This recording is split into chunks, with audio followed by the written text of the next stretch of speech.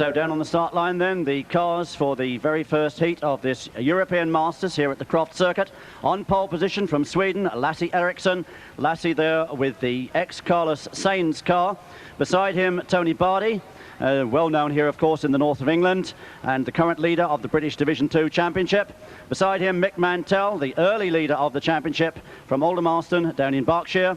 Then Tony Proctor, who's been working very, very hard to try and overcome a fuel problem with that car. When the car gets hot, the fuel pressure has been dropping.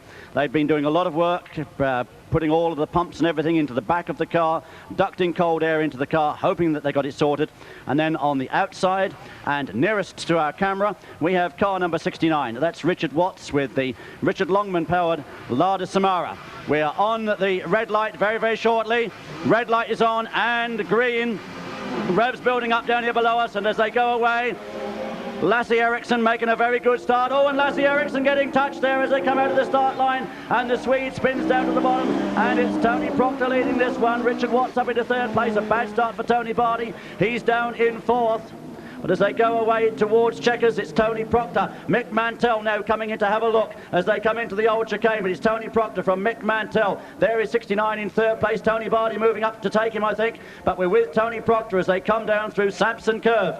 Tony Proctor leading this one, keeping his fingers crossed that the fuel pressure doesn't drop and that the power is retained on this 24-valve V6 powered Sierra. About 400 brake horsepower available. Mick Mantell right in with him as they come through towards the completion of lap number 1. And it is Tony Proctor still leading this one. Tony Bardy coming up very, very strongly. 3 cars through the shuttle, very close together. Mick Mantell's escort shadowing the big Sierra. Then comes Tony Bardy in third place.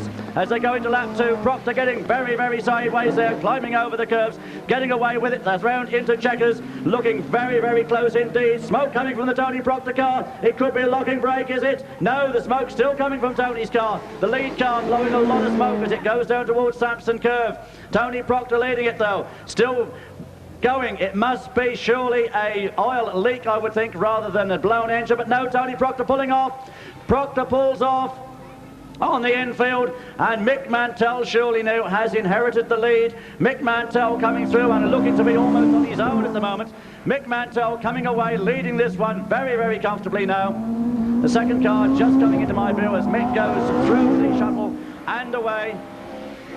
I think we've got Richard Watts now up into second place, but we're with the race leader as he goes down into checkers corner. Mick Mantell, the winner of the opening round of the British Championship down at Brands Hatch earlier this year. The John Minty-powered, rear-wheel drive converted Mark IV Escort, this brilliant young man from Aldermaston in Berkshire. And Mick Mantell it is. Looks as though he's going to take the first victory of the afternoon. Dust haze coming up from the back of the car as he comes up into the 3 Apex complex and away and out down towards the completion of another lap. Mick Mantell now very, very comfortably in the lead of this one. Mick Mantell leading down through the shuttle into the very, very fast Spa corner and along towards checkers, round checkers, and up one part of the old Croft race circuit into the old chicane. Mick Mantell it is. Tony Bardy, I believe, has now moved into second place, and the former British champion chasing hard to try and get on terms with our race leader, but it's Mick Mantell in the very patriotically coloured red, white and blue Ford Escort coming away down, and the checkered flag being ready for him, and Mick Mantell takes the first victory of the afternoon here in this European Masters event. There we can see Tony Bardy behind him in second place, Tony taken second, and in third spot, number 69, Richard Watts. And there we have Tony Proctor's car, abandoned in the track. Crying shame for Tony Proctor because he made a superb start and the car looked to be going very, very well indeed, but the big man from Rudston looking rather forlorn as the bonnet is put back onto the car.